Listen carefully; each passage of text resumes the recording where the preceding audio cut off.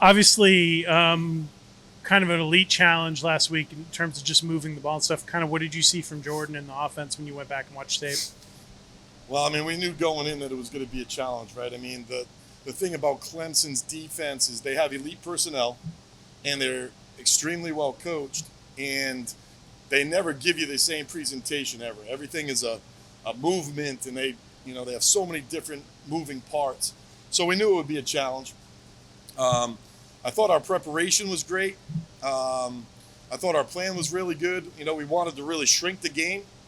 And, if you said at the end of the game, hey, you're playing your last series to tie the game, then we would have taken that, And, going in, there's going to be weeks where you're going to say, hey, I think you could get 30-something here, or you could get 20 here or something. And, after you watch them on tape and you watched what they did with Georgia, and you're like, these guys are elite.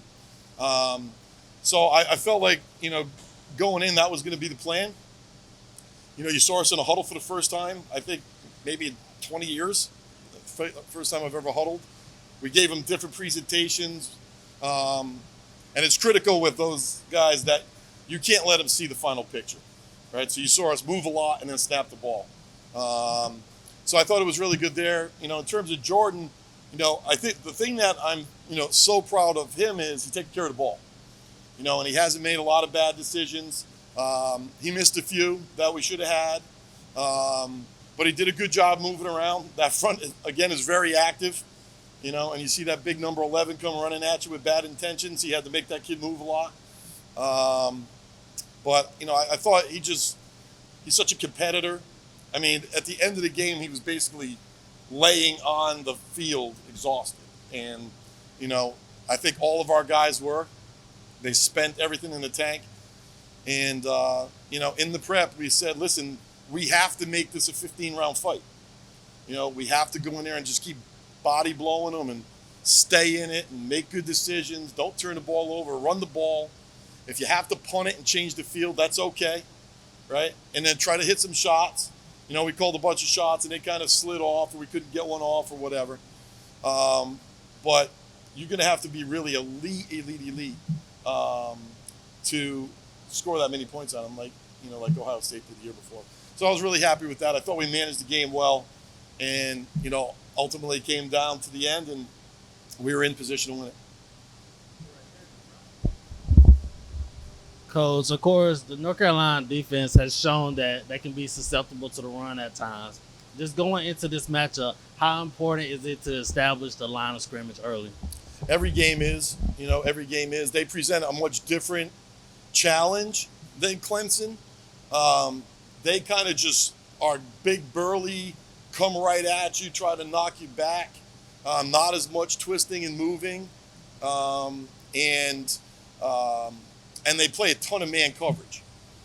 So, the easier, they're going to try, in my opinion, what they do. They just come up nose to nose with you, and they play press coverage. And so, yes, we have to be able to establish that. And in a game like this, a little bit different than Clemson, actually, that they played so soft that even if you were trying to take shots, it was hard to get it over their heads.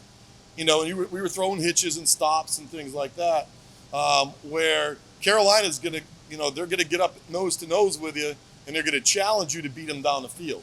So you have to have that good mix of being able to hit some fades and some posts and things like that, and be able to establish a line of scrimmage. I thought, our guys, for the things that they saw last week, our guys up front, they handled it pretty well. And at the end of the game, we just started running power and gapping things down and trying to knock them back, and, really got it down in there doing that at the end of the game. So it's always going to start up front.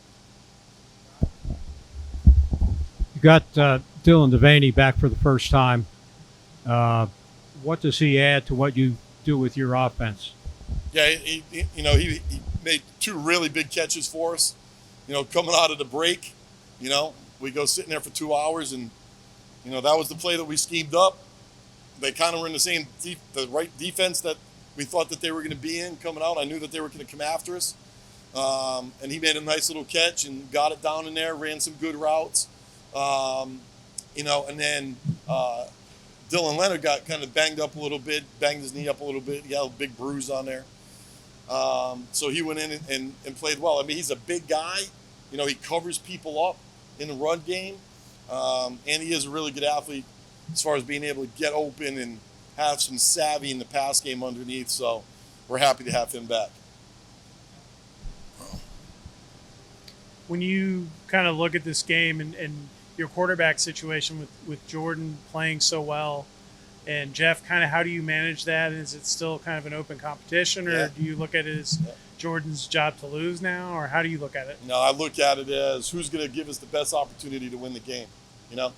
And both of them have kind of like different things that they do well, you know? And the explosiveness in the run game that Jeff brings is different.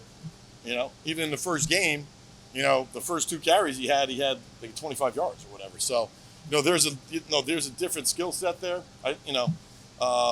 We're fortunate that both of the guys are good players. And there's the old cliche, the old adage, right? If you're playing 2, you don't have 1 and all of that. I've never bought into that. You know, you have to be able to say, okay, what is this guy doing really well? Right? What is Jordan doing really well? What are the things that he doesn't do as well?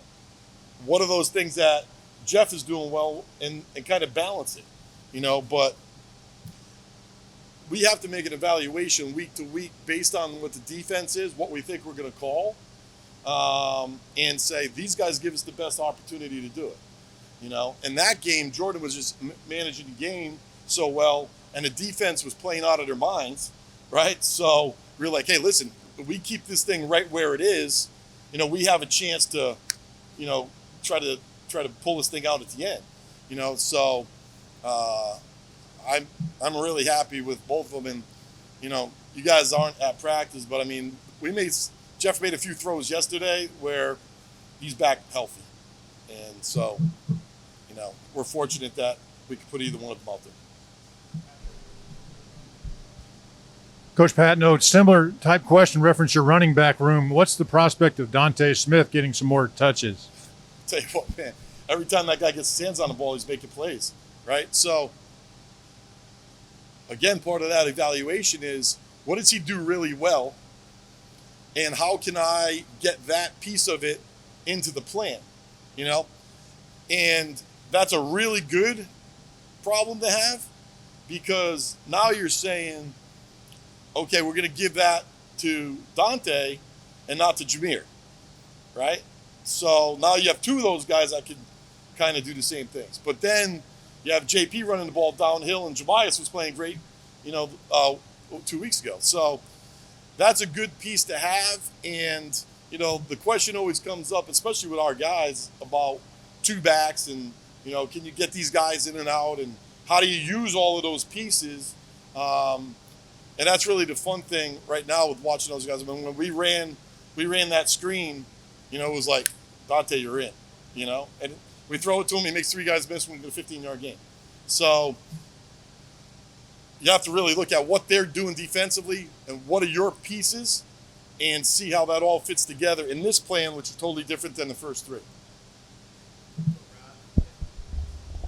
Yeah, sort of a follow-up on that.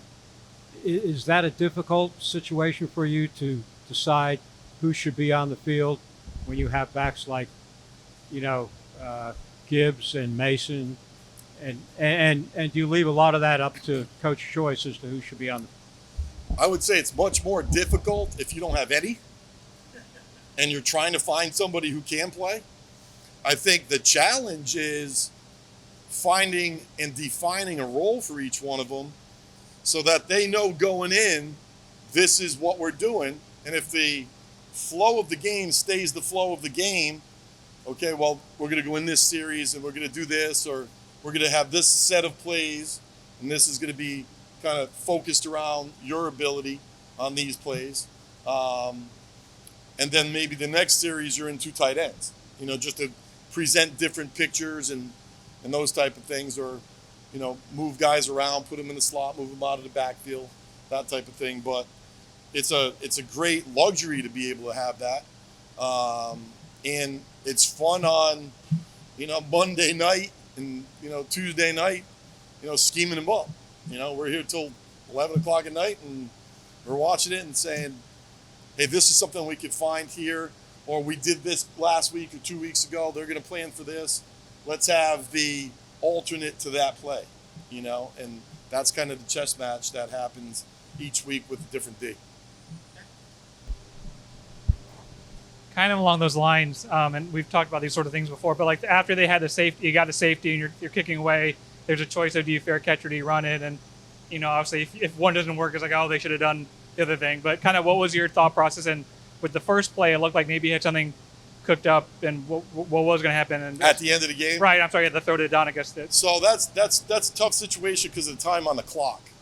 If you have more time on the clock, you might kick it, let Jameer try to weave his way down there, try to get you a big return, and then get you, to take a shot. With the limited amount of time that we had, we tried to basically get into a end of the game type play in both of those situations where, you're going to catch it, run around, lateral it.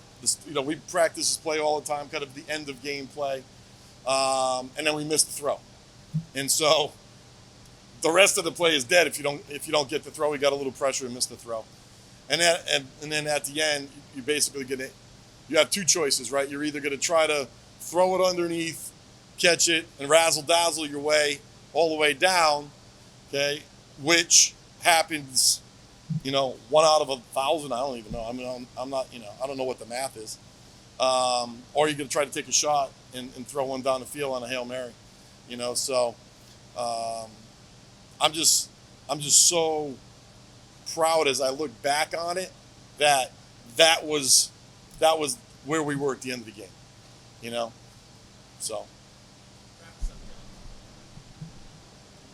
You're playing a team this week that's very dynamic on the offensive side of the ball, and it's going to be more of a shootout than probably your first 3 games. Does that change how you call the game, and do you like mashing the gas a little bit more versus having to have maybe the Coach Stacker? Is Coach Stacker pumped up about the I think that when you go in, you have to have your plan, and ultimately your goal is to score one more point than they do, right? So there's 2 ways to look at that. Do you take the air out of the ball and play complementary football and gas it when you can, and mix your things, and as long as you are in a back and forth game, you're playing your offense, The biggest thing about playing teams like this is you just can't go 1-2-3 punt, 1-2-3 punt, 1-2-3 punt, and then lead the guys out there. So you have to have that good mix of being able to work some clock. I think in the Clemson game, both teams had 2 possessions. There was like 3 minutes left in the first quarter, and it was 7-0, I think. So you're saying, okay, this is what we're looking to do, Now, if we hit a shot and it's 7-7 and they keep playing man, then you got to keep playing within the context of your offense until one way or another, offensively or defensively, the game becomes lopsided one way, right? So on defense, you don't take as many chances if you're up 20, right? You just kind of play blanket and let them do their thing. If you're down a little bit, then you're going to have to gas it up a little bit more. But, ultimately, we have to score one more point than them, and you have to be able to play complementary offense. I think some of the offenses that are so gassed up about trying to score 45 points, it's cool, but it's not cool if you lose 46-45. So ultimately we have to have what is the best plan, and we have that conversation with Jeff all the time to say, this is how we see this going. This is what I think we should do. All right. Thank you very much, Coach. Thanks, guys.